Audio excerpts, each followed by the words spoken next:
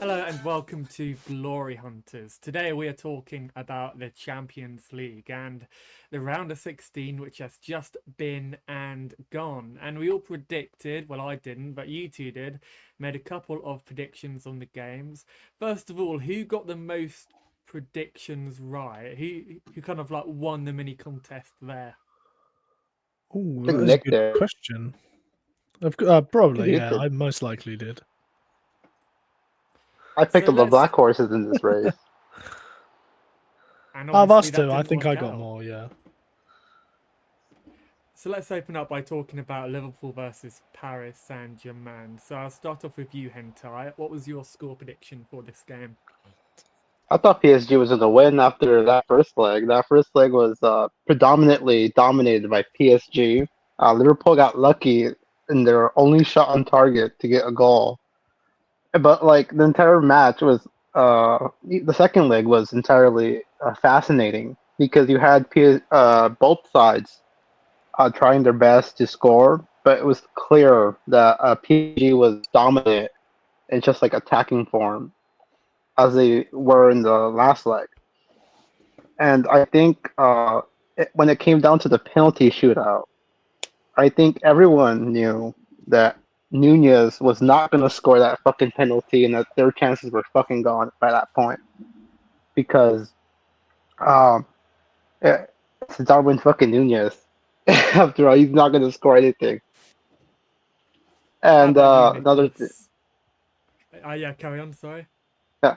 And the last thing I want to say about this entire thing, Mo Salah ghosted once again. So how about you, Nicholas? Because I agree right there. I think Nunez is absolutely dreadful. I Hmm. think when he came off the bench at Anfield, I was like, there's no way he's going to score. So what were your predictions? And were you surprised to see PSG win? Because I wasn't. I wasn't surprised. I was PSG from the start of that tie. In our original podcast, when we did it before all of the scores, Tommy went in hard for Liverpool, and I was the one who was like, PSG are legit. I would really look out for them, and so I stood by them for this second leg. They looked so unbelievably good in that first leg against Liverpool at Anfield. I just couldn't see Liverpool turning that around too much. Like, it was so dominant. Obviously, the domination wasn't going to be as big in this game, which it wasn't. But yeah, just PSG just really figured out Liverpool. They really knew how to take control and really shut them down. And yeah, 100%. Mohamed Salah was nowhere to be seen in that tie. And you completely shut him down. And Liverpool's attack doesn't look too special at the moment. With obviously Nunez isn't cutting it. I think Luis Diaz's form has dropped off, and no Mane there anymore or Firmino. So they completely shut down Salah, and that really neutered that Liverpool attack. Yeah, and it's funny you say that because, I think this is a very hot take that Liverpool's attack at times this season has been incredibly overrated. Without Salah, they haven't really got too many options, in my opinion.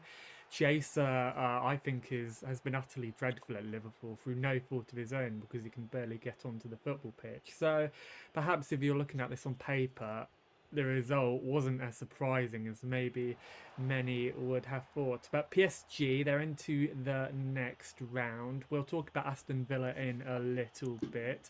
But how far do both of you think they'll go in this competition? I'll start with you this time, Nicholas. How far can PSG go? Oh, it's a tough one. I'm a big believer in PSG, but I think they should beat Villa, definitely. But Real Madrid, Arsenal in that other on the other side of their draw, so that's who they'll play in the next round if they get through Villa. Real Madrid look very much like favourites. Obviously Arsenal could go through, but I don't know. I certainly see a scenario where PSG do it. I think I'm going to be bold and say PSG make the final. I think I'm going to back them to get to the final. I think. That is a hot take. What do you think about of that, Hentai? I think PSG will win against Villa. I think that's a given. But I think if they face Real Madrid in that semi, robbery will take place. Another robbery will take place, and PSG will get eliminated because Real Madrid owns UEFA. They own the refs. They own everything at this point, and I think robbery is going to be at hand again. So the next game, and I'm going to be totally honest here, I didn't watch this game, but you probably did, Hentai. Inter Milan 2, Feyenoord 1. So first of all, Hentai, what was your score predictions for this game? I thought Feyenoord would actually win this one because they went through one Milan team. It'd be fun if they went through the other Milan team. But unfortunately for Feyenoord, Inter Milan is like a fucking brick wall. They are a brick wall in their defense. They have such a solid defense. There's such a solid back line that Feyenoord could not break it, and they only managed to break it, I think, once. Only score once. And in terms of possession and attacking prowess, Milan had them beat. Inter Milan had them beat completely. Feyenoord looked like a bunch of U18s out there playing football. It was terrible, terrible day. So, Nicholas, Inter Milan, they're a funny team because they always have a lot of quality. They have some star players in their team as well, but they can never quite get over the last hurdle. They play Bayern Munich in the next round. Do you reckon they stand a chance at all? Because Bayern Munich this season have been okay, but I don't think they're sensational. I think they're beatable. Yeah, I 100% agree. I've been pretty vocally critical of my faith in Vincent Company's ability there. I think he's certainly done a fine job. But up until that Leverkusen round just gone, Bayern hadn't really beaten any of the big dogs before that. And so I've always been a bit critical of, whether he's good enough to be able to outcoach these better sides, these bigger coaches. And Inzaghi's certainly proven himself to be one of the best coaches in Europe at Inter. And as Hentai said, they're an absolute brick wall. They've conceded 2 goals all tournament, which is absolutely phenomenal. And I think they do have a really good squad, Inter. I think I personally back them over Bayern Munich going forward, purely because I think this Inter side is just such a solid, good team unit. A lot of those players have been there for a while, have played together for a long time, and I question whether Company's going to be able to figure out how to defeat Inzaghi's system and sort of break apart that Inter defence, which has been so solid all tournament. Burnley City legend Vincent Company. Well, Bayern Munich obviously beat Bayern Leverkusen in the round of 16. Is it controversial for me to say that I was expecting a little more from Leverkusen? Like, again, Munich are a good team, they need to be respected, but I was a little underwhelmed by them. So, is that fair to say? Yeah, Yeah, I 100% agree with that. Like I said, I've been critical of Company his coaching, like whether he's good enough against the big guys, and I thought Xabi Alonso was one of those guys that would prove a serious test for him, and he just, I don't know, they sort of really fell flat, didn't they? I thought I could see obviously either one of them of going through, but I thought it'd be a much closer contest, like a 2-1 like win for one of them or something like that. But Bayern sort of just walked away with this sort of easily, which I think was a serious disappointment from Leverkusen's point of view because, they've shown that they have the players, they have the tactics to be able to seriously compete against Bayern and, really make it an interesting tie at the very least if they were going to get knocked out. But in the end, they went out with a whimper. it's all So, let's because talk. Xabi Alonso is a fraud. That's Okay. why. Xabi Alonso is a fucking fraud. He couldn't beat Bayern Munich. Complete fraud. Another thing was Leverkusen didn't have Wirtz, Florian Wirtz in their second leg. So I think when you take away that creativity and that spark in that team, they're just not good. Are you calling them a one-man team? Yes, they are I pretty much a one no. man team. You you You got don't see. Grimaldo's a fantastic player, Jeremy Frimpong, Jonathan Tah at the back's a solid player. That midfield is really nice of Xhaka and what's his name, Robert Andrich, and then they obviously brought in Alex Garcia, who was absolutely brilliant at Girona last season. I think it's kind of and your boy Patrick Schick. You're calling them a one-man team when you're They always are. raving about Patrick Schick on Discord, and Victor what about Boniface him? as well. They're Yeah. a one-man team. If they were so good, they would at least put a challenge against Bayern Munich. But when you let 5 goals past you, I just think that it completely shows a flaw in the system. Either that, or Xabi Alonso is a hack fraud and is a complete fraud of a manager, and it's just overhyped. Either one of those two They're, options. He they're did also six have a red points card. behind.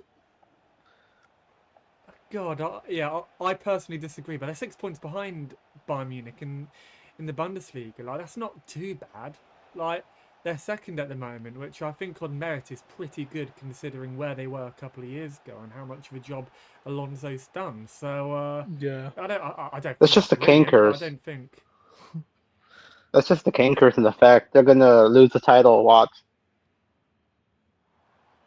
I don't think clip that up, do whatever you want to do with that, and if you disagree, then abuse hentai in the comments. Send all the abuse his way. I'm only joking.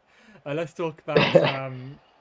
So we were going to finish with this one last, but I want to get onto it now because it's on my running order right here. But Atletico Madrid v Real Madrid. Real Madrid obviously went through. Real quickly, because we were having a small debate about it in the comments. I'll quickly line the video up a minute. But what did you make of the result? I'll start with you, Nicholas. And we'll talk about the controversy in a little bit. But Real Madrid, as you said a little while ago, they are inevitably one of the favourites of the competition. Were you surprised to see them win as narrowly as they did there? Not entirely, because the Atletico Madrid in their own right are a fantastic team, and certainly if they were against one of the other teams in this round, they probably would have been going through, in fairness to them. And so yeah, not that surprised in the sense that Atletico Madrid are a really good team, but I think Real Madrid, sorry, I think they did sort of underperform though in the actual game. So I was surprised at that. So I'll say I wasn't too surprised, as in like it was a close tie, but I was kind of surprised at how, sort of poor Real Madrid sort of were in that second leg. I thought Atletico Madrid looked a lot more of the comfortable team in that second one. And yeah, it's kind of a shame that they went out on penalties like that. So, Hentai, you be the football pundit here. I'm going to show you the footage of the double penalty kick from Alvarez. Um, okay, so what do you make of this? Because you can see the footage right here. I personally think that is absolutely ridiculous that this didn't count, but the rules are the rules. Obviously, there's nothing we can do about it. I don't think there was a double touch. I think perspective is a wonderful thing. I think Photoshop is also a wonderful thing. Uh, I want a full log of what the VAR officials were talking about and the video footage from the VAR room in order to get a conclusive answer. Because I think it's a bit convenient now, especially after all the robberies that Real Madrid as a team have committed over the years. We might remember the um, infamous Real Madrid and Bayern Munich match, which ended up with Bayern Munich last year getting eliminated after a complete a bullshit offside decision. And I just think it's happening again. It's robbery. It's blatant robbery. So you think it's robbery and purely coincidental that you can see Alvarez touch the ball with both of his feet in that video that you just watched? I don't think it was a double touch. I think perspective and the Photoshop are wonderful tools that can be used nowadays. Photoshop, yeah. Yeah, I think they edited that fucking footage. I genuinely believe that the VAR officials went in and edited that footage. That is the argument of a losing man. Photoshop. How- You sound like one of those kids on like Call of Duty. You're like, oh, he's hacking because he's just shot him. Oh yeah, no, he's hacking. He killed me. Oh, it's Photoshop. I it's can see Photoshop. that he touched it with both of his feet, but it must be Photoshop, right? I don't think he touches it with both of his feet. I think one foot is standing, right? One foot is in place because he's taking a penalty kick, and you have one foot in place. I don't think he touches it. If there is a touch, it's a Right. slight touch. Doesn't really impact the And ball. right, but the rule is you can't touch it twice, right? And yeah, he's got one standing foot, but as you can see in the footage, as he's bringing that foot down into the standing position, he knocks the ball as he's planting his foot, and then his right foot kicks it right after. So that's a double touch. I mean, he's slipping. I think there should be something about slipping while on the wet field. Right, yeah, Like, right. So you want rule change, but that doesn't change the fact that he slipped into the ball and touched it. still robbery. It's still a blatant robbery, like we've had multiple times by Real Madrid. The Those are most the rules, corrupt though. football club. The most corrupt fucking football club. And I still. right, Oh, another thing. but Another the thing. rules are the There. rules, This. are they not? Wait. This is Another thing. this isn't like some like subjective call from the referees. This is a It is. factual thing. No, it's a subjective call. VAR conveniently intervened in this one angle, one time. Conveniently, right? Another VAR thing is it's the same conveniently did referee. their job. Yeah, conveniently. They don't really always Like ever do their job, Nick. You should know. I know they're meant to do their job, and so it's nice when something like this happens and we get to see VAR prevail by doing their jobs correctly. Another thing that made this interesting, it's the same referee that refereed the Bayern Munich game last year that limited Bayern Munich after they got a bullshit offside. After they got called offside after scoring a goal that would have seen them go through. Pure I think coincidence. I think it's fucking robbery, blatant robbery in this. I think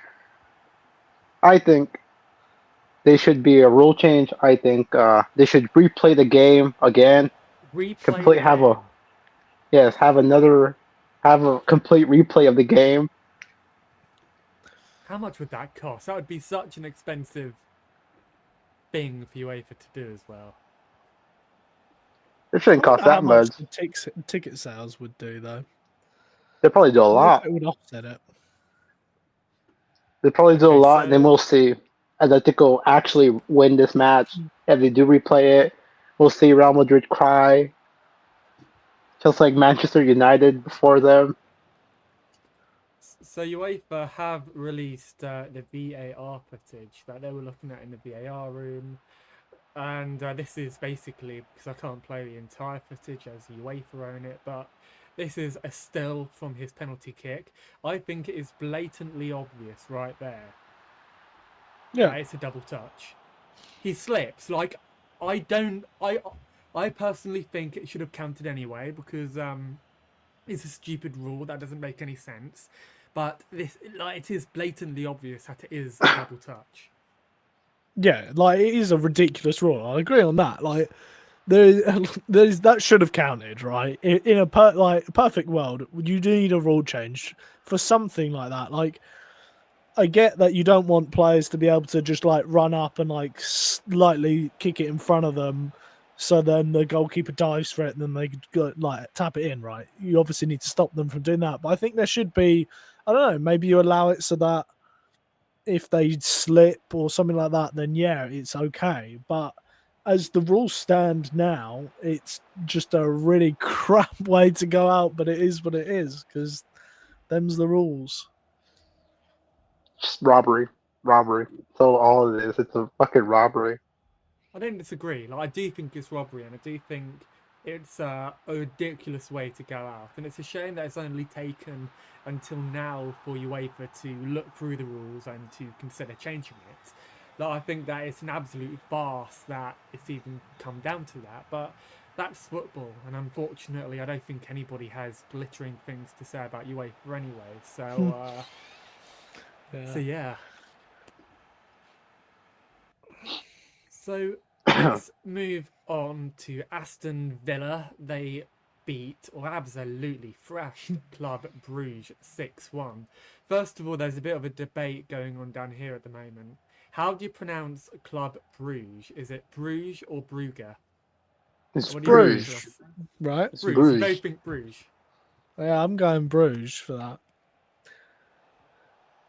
And you think the same as well, Hentai? Yeah, it's Bruges. So many people down here, pundits on the television, are calling it Club Brugge, which absolutely did my head in. Utter woke nonsense. But anyway, Aston Villa absolutely thrashed them 6-1 on aggregate. I have a potentially controversial opinion. I think Aston Villa could give PSG a very good game. So, Aston Villa, how well have they done to even make it this far in the competition? And is it patronising to say that, Nick? I guess I'd probably not. No, you got to sort of face reality as a Villa fan, right? It's the first time they've been back in the competition for decades, right? And like even their league position this year isn't that impressive. So to be making the quarterfinals of the Champions League certainly is an overachievement for their club as things stand. Obviously, they're on the right trajectory as a club to, maybe become more European regulars, where then it would be a bit patronising more to talk like that. I think as things stand, your first time back in a tournament after so long, I think it's understandable to be using that sort of language for them. And on the point of how they could give a game to PSG, I do agree with that. Like, I obviously think PSG will go through with my bold prediction they're making the final. They better get through, but I agree with that because we saw the dominance of PSG, like dominating the possession and pushing forward on Liverpool so much, but you got to think Aston Villa have Unai Emery, and Unai Emery is a specialist at playing that counter-attacking football and sort of stealing results out from under teams who love to sort of dominate the ball like that. And they've got some serious like attacking tools there. And there's a reason they bashed Bruges 6-1 in this tie. Is like they do have legitimate talent in that squad, and to completely write them off like we did earlier, it was probably a bit harsh, but yeah, I think they are a good side. So what about you, Hentai? First of all, what were your predictions for this game to begin with? Did you think Villa would go through easily, or did you give Bruges a little more hope? Nope, I gave Bruges all the hope that they could ever ask for. After battering one of the most offensive oriented sides, Atalanta, you would think that they would actually give Villa a run for their first leg. That first leg was mostly dominant by Bruges. It wasn't up until like the last 10, 20 minutes or so that they completely fell apart and were beat 3-1. And I think on the second leg, Bruges had a opportunity to make a comeback.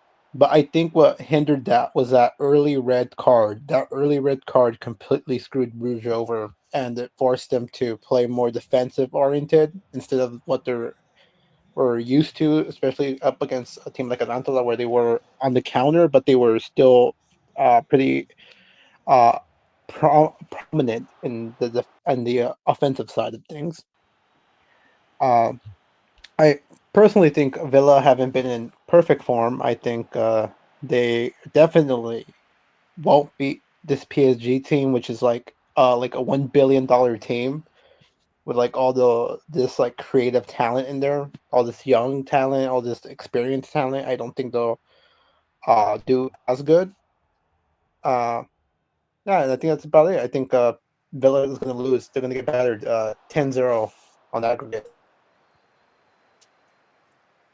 So let's move on to Arsenal. They absolutely thrashed PSV 9-3.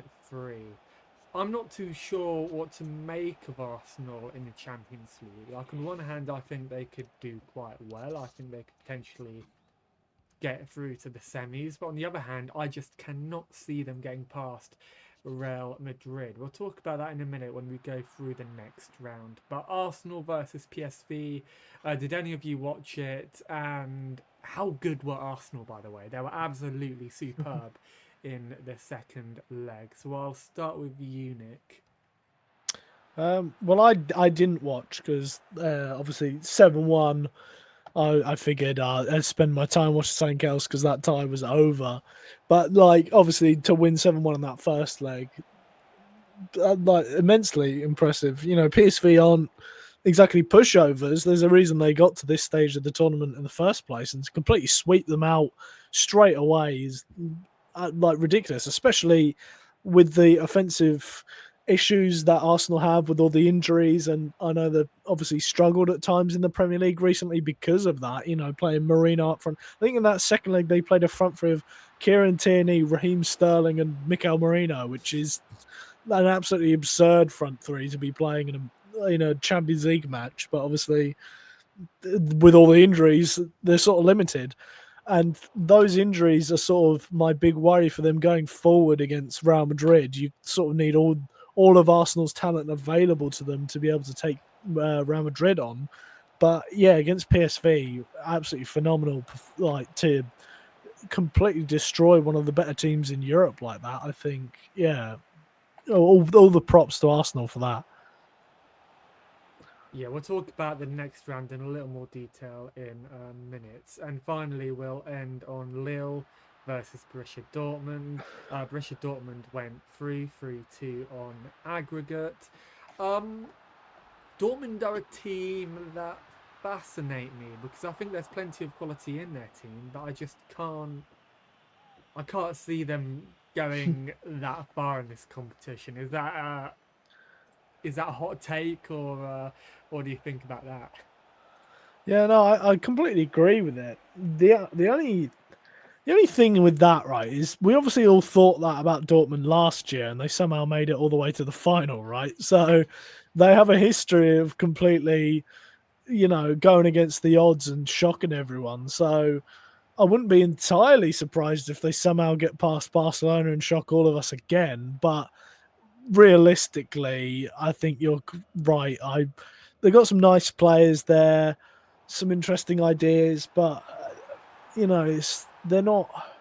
That's not a really strong team. Like when you put them man for man against Barcelona, I'm not sure a single one of those Dortmund players is going to be making it into that Barcelona team. And a 3-2 win on aggregate over Lille, that's a very close affair there. You know, Dortmund didn't dominate that tie at all. And Lille are obviously going to be one of the easier teams that they would have had to face at this point in the tournament. So it's kind of hard to see them struggle a bit against Lille and then have to see them go against the big boys next up. It's going to be a huge mountain to climb for Dortmund going forward. So, what do you make of this Dortmund team hentai? Because again, I'm fascinated by them, as I just said. They're no pushovers. I do think they could do what they did last year. Nope. I think this Dortmund team is completely abysmal. They are one of the worst teams in the Champions League that remain. Uh, they barely managed to win against Lille. Uh, Lille was pretty much robbed in this second leg.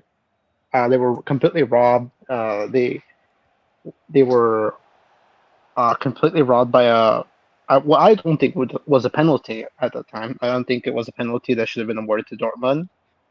I genuinely think Lille had better chances throughout both legs, throughout the first leg and second leg. And this Dortmund team looks like one of the worst Dortmund teams in a while. They're just completely are abysmal in the Bundesliga right now. They are, well, I think 11th in the Bundesliga. I don't think they're going to go far. I think they're going to lose to Barcelona. It's probably going to be a battering, or they could pull a complete 180 and win somehow. But I don't see it. I don't think Dortmund has much breathing room in this Champions League anymore. I think they're going to fall to Barcelona, probably like 10-0 or something. So I don't think we've spoken about Barcelona yet, but we'll close out by talking about them on this segment of the show. Barcelona absolutely thrashed Benfica 4-1. I watched the second leg, and Lamine Yamal looked absolutely unstoppable as well. Alejandro Balde as well. What a brilliant youngster, too. So, Hentai, I'll start with you again on this one. Barcelona, I reckon they're a little bit overrated, but they've got some brilliant youngsters. How far could they go in this competition? I think we might be looking at a Barcelona Real Madrid final for the Champions League because of how good both sides are. I think this Barcelona side is one of the best still in the Champions League. In terms of like the youngsters that they have, it's just amazing how much talent is in this team. How much homegrown talent is in this team, I should say as well. Uh, there's a lot to be said about if they actually could win it. If they could win this, the Champions League, I think that would solidify Rafinha's Ballon d'Or. I think Mo Salah lost his opportunity twice this week to capitalize on his Ballon d'Or hype. And I think if Barcelona managed to win the league, managed to win the Champions League, Rafinha could probably be the next Ballon d'Or winner in He, this entire thing. as a Ballon d'Or winner, um, Nicholas, do you reckon he could win the Ballon d'Or? He's certainly up there for it, in fairness, which is completely absurd. But he's having an absolutely unbelievable season, to be fair. Like, I don't think many of us would have seen this coming from Rafinha, but he's getting goals and assists for fun this year. Lamine Yamal and Lewandowski are also having fantastic seasons. I think that attack is one of the best in the world, 100%. That is their serious weapon for this Barcelona side. You know, Rafinha, Olmo, Yamal, Lewandowski are all absolutely flying, all playing absolutely phenomenally. But my serious worry is defensively. I'm not. It doesn't fill me with too much confidence, their defense, and so that could be the point, the weak point, which maybe sees Barcelona's downfall later on in the tournament. But I'm not sure if the next round is where that'll happen. But yeah, they played really well against Benfica, especially in that second game. I really liked the way they were going forward. I thought they played really well attacking and looked like a seriously dangerous side. And so yeah, they could 100% go all the way with the way they're playing going forward. But yeah, Rafinha actually being a legitimate Ballon d'Or candidate is just mind blowing to think about. But somehow he's up there. The same Rafinha that I remember at Leeds United. It is really weird to say. And if anything, he's a little bit underrated, really, because his stats are sensational this season. He has scored 13 goals in La Liga and he has 8 assists as well, which is absolutely insane to think about. Let's move on to the quarter finals. And as we're talking about Barcelona, we'll carry on talking about them. I'll start with you this time, Nick. Barcelona versus Borussia Dortmund. On paper, Barcelona should be winning this quite easily, but could Dortmund spring a surprise? Yeah, no. like I said before, this Barca team is just absolutely phenomenal going forward. I think this is going to be an open and shut case of Barca going through. I just think Dortmund have surprised in the past, but I think that squad is way off what is going to be needed to defeat this Barcelona team. I think it should be an easy win for the Catalans. So, what is your score prediction? And I'll go on to you after this, Sentai, to ask you for your score prediction as well. So, Nick, what do you think the score will be? I'll say 5-2 on aggregate. How about you, Hentai? I'll say 10-0 on aggregate. I think Dortmund will get floored. They'll get humiliated. They will get completely battered. They will That's a good completely strategy. lose all hope. Lose all hope.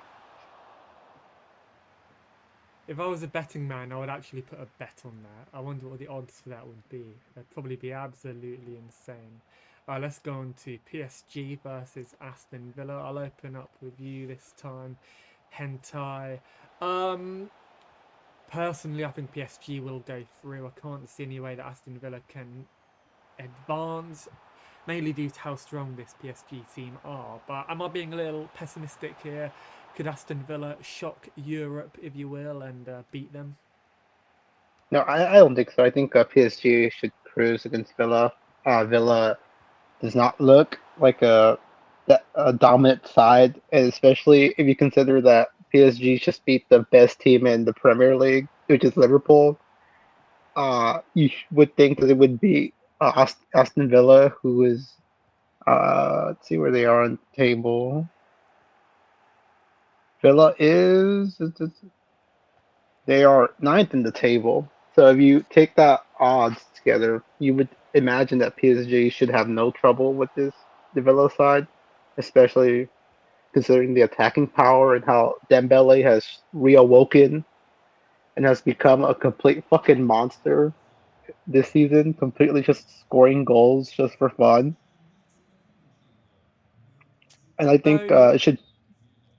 I think it's gonna s- be like a 5-1 on aggregate 5-1. win. In my opinion, I reckon they could potentially do quite well. Am I wrong in saying that, or right in saying that Asensio can play against this parent club? I think so. I think that's the only really like an English rule, the whole lone player thing. I think you're all right in Europe. Yeah, so imagine that. I reckon Asensio could potentially score against PSG. I do like some of the players they've brought in. Marcus Rashford, I've just mentioned Asensio as well, and Morgan Rogers. He's been absolutely brilliant for them. So, So Nick, how do you see this game going? And then I'll ask you for your score prediction as well. And once you've answered, Hentai, give us yours as well. well, I think PSG over the tie will go through. However, I back Villa a lot more. I think stylistically, I think this will really suit Unai Emery. I think he seems to excel the most when he's the underdog and he has to sit back and lock up shop and sort of steal a result. He's sort of when he really thrives. I think that's why we've seen him not do so well recently in against teams like Crystal Palace is because his Villa team is like the top dog there, whereas against Bayern Munich earlier in the tournament they stole that win and it was like a really good performance from Villa. And I think we could see that again from them, and they maybe even steal one of the two games. But I think on aggregate, I see PSG winning at least one of those games bigger to go through. But yeah, I think this could really suit Villa, and they could seriously put PSG in danger in this round. But ultimately, I do think PSG will prevail, and I will give a prediction of 3-2 PSG over the tie. And what about you, Hentai? What do you reckon the score I will think be? I think Nick's being a bit generous to Villa.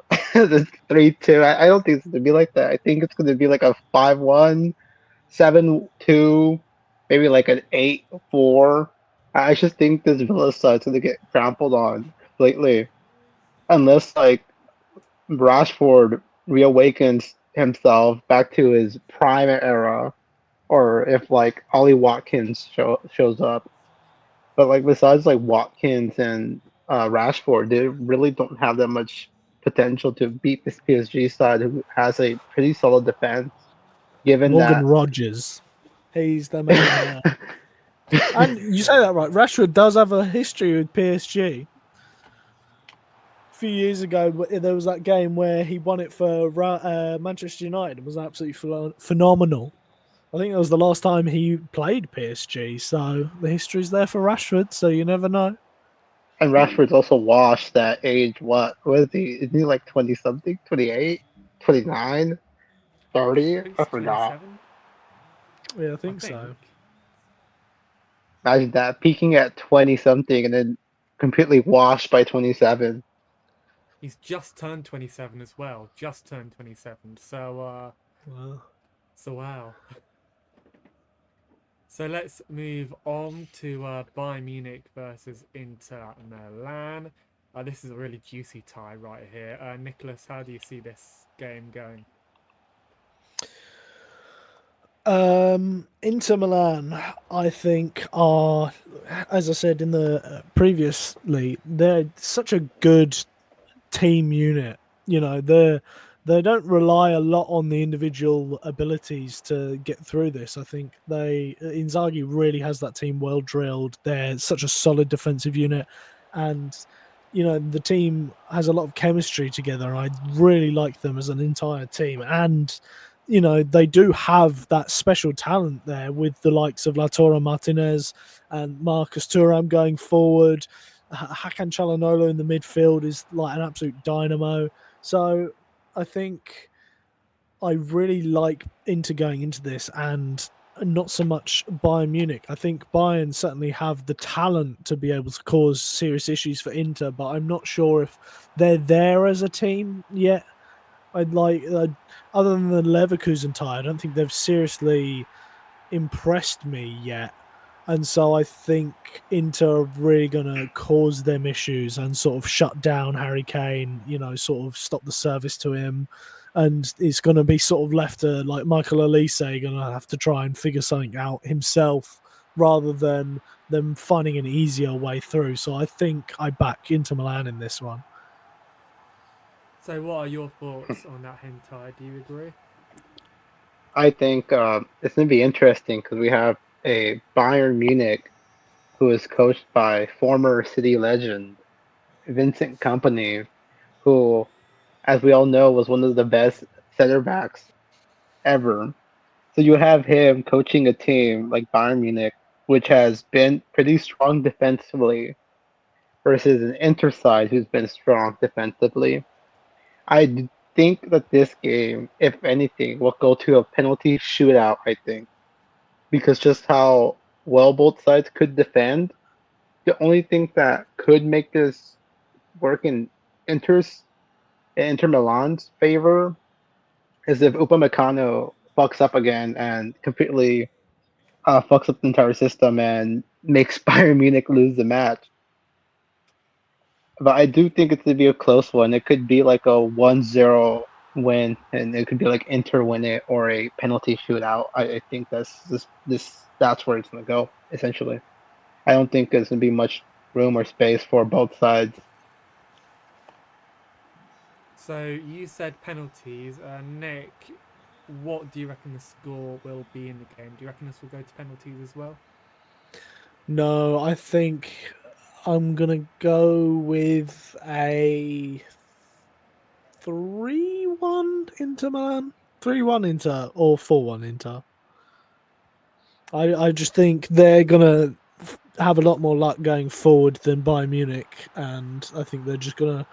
I think they're going to do a good job on shutting down Harry Kane. I think Bastoni's going to have a good game out against Elise, and I think they're really going to keep Bayern Munich quiet. And I think Lautaro and Thuram and all of those they're gonna slice open that Bayern defense a few times to get a few goals. So yeah, 4-1 Inter. I think I'll end on. So we have one more game to go through. We also have a very big announcement at the very end of the show. Arsenal versus Real Madrid. Absolutely cracking tie. Arsenal get the home advantage in the first leg, so maybe that gives them the slight advantage, maybe. But I can't call this game, to be totally honest with you. I'll start with you this time, Nick. How are you seeing this game going? Because again, I can't call it. Oh, yeah, I agree. It is a tough one because Arsenal have been fantastic this season, despite not being able to get the title, obviously. And, we just saw them beat Chelsea at the weekend. I think they're starting to turn their form around. Where they had a bit of a dip, but like a dip in form for Arsenal this season was just drawing a few games. It wasn't even like losing.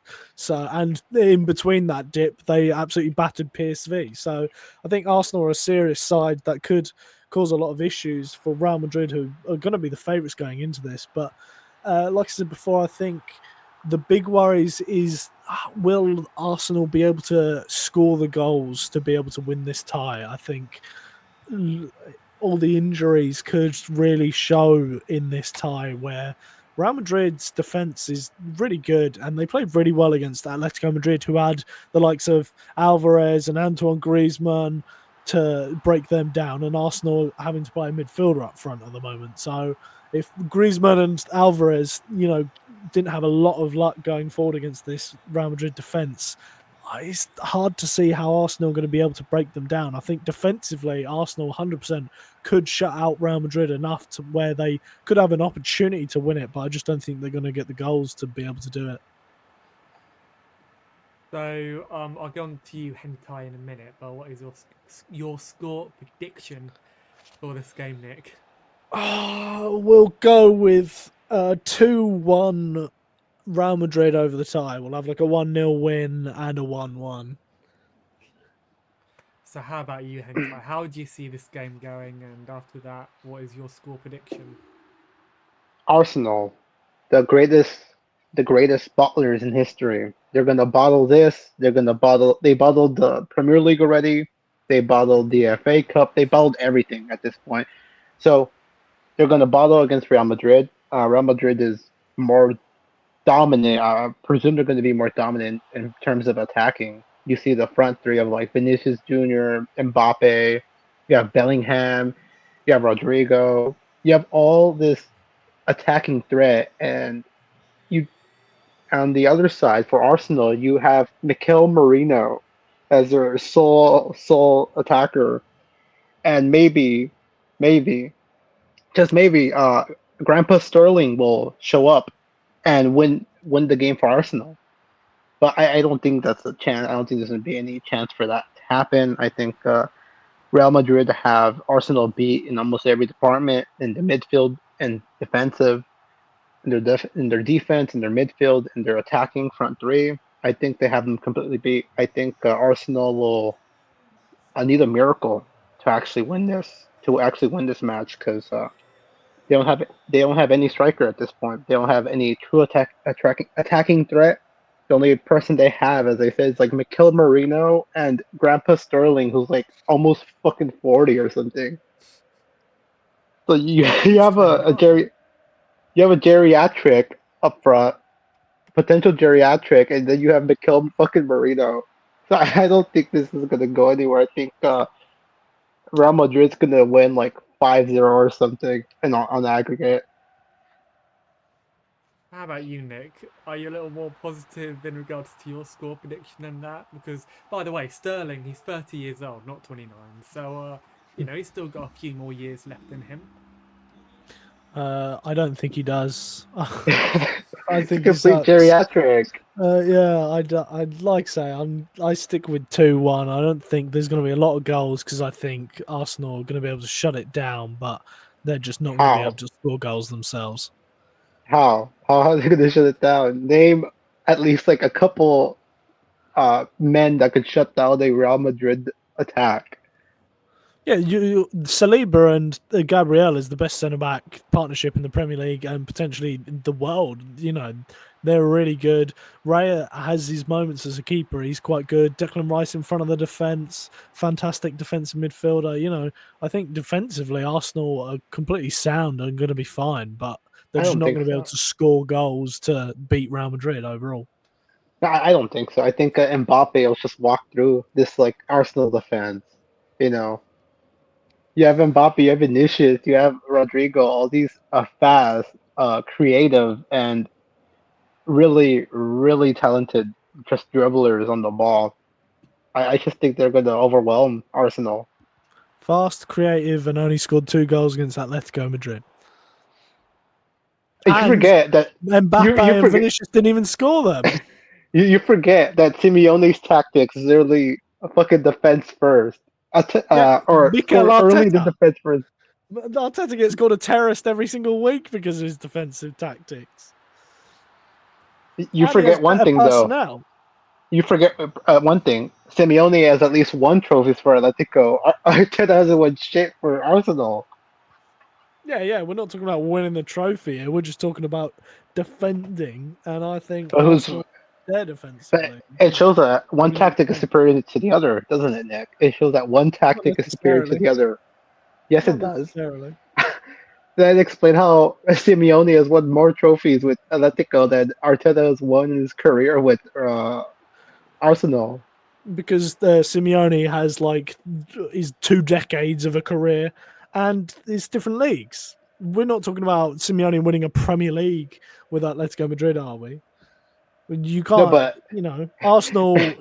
Mikel Arteta took over an Arsenal team that were like finishing 6th every year and made them title contenders, right? Simeone took over the 3rd biggest team in Spain and managed to win when the other 2 were dropping off, whilst still you also having massive spending himself. you also forget one thing. Eric Ten Hag with this Manchester United team that's complete shit, another garbage, has won more trophies than Arteta has. You forget that as well. So it's like it's clear that Arteta is not a good manager at all in this retrospect. There's too much luck in cup competitions. That's the only reason Ten Hag has one and Arteta doesn't. There's one Explain reason like why Arteta's still employed and Ten Hag isn't. Arteta's employed because his entire bullshit gimmick is trust the plan, trust the 10, 50-year plan that he's gonna set in motion for Arsenal. To be 10 fair, years finishing later. 2nd every year is better than it was before Arteta. You know what's better than finishing second? Actually winning the Prem. Yeah, good. Who's going to do that with Arsenal, eh? Like you said, the perennial bottle jobs. They could at least win like a fucking Carabao Cup, the Energy Drink Cup, the Mickey Mouse Cup, or like an FA Cup, but they can't even do that. So it really comes to show you that this Arsenal side is just not good, and Arteta is a fraud.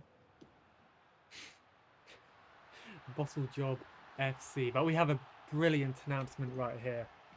We have a new show. Nick actually gave us a brilliant idea for a new show Did I? on Glory Hunters. You did, and I'm just going to try and get the graphics up a minute because we have the official graphics right here. The Oh, Glory right. I am Hunters not associated anime. with this at all.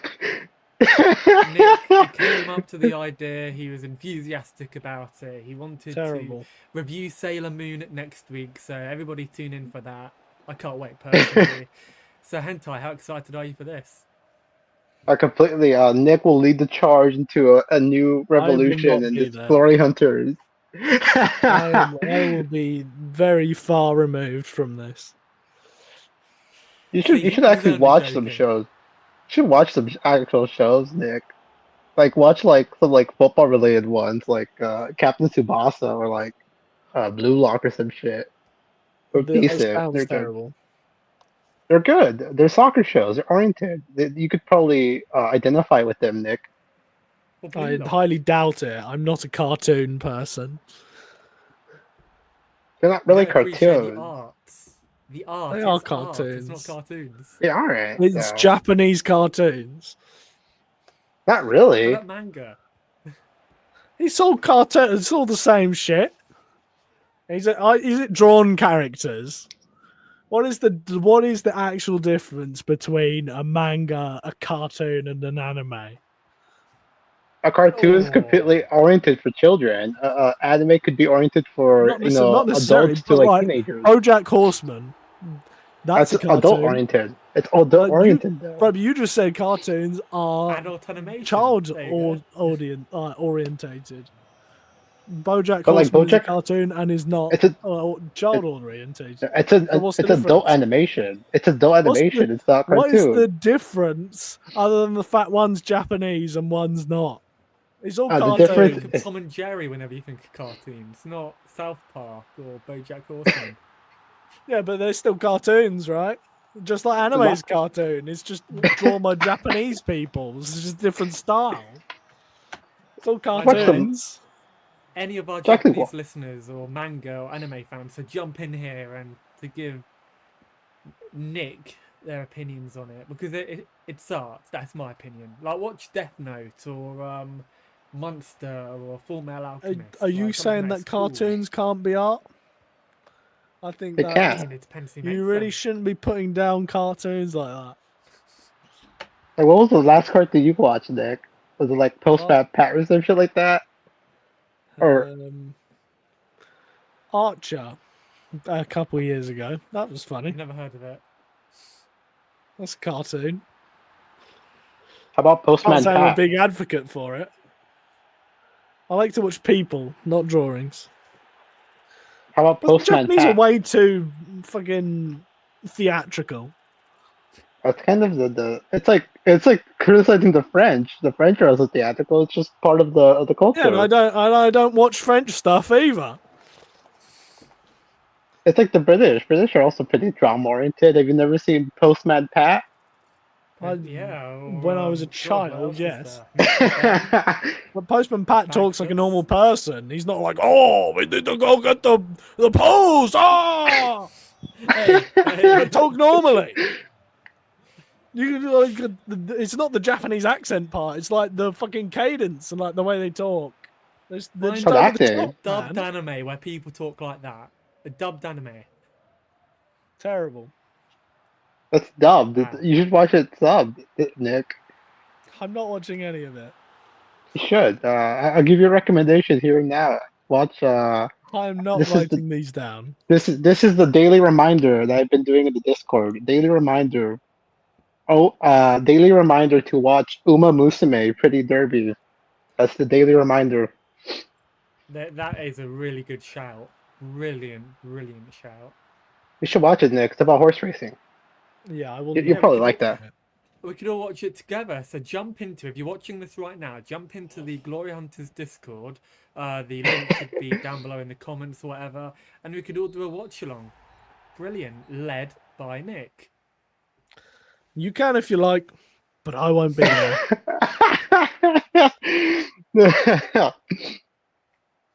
I'd love to hear Tommy's thoughts on this. Does he like anime?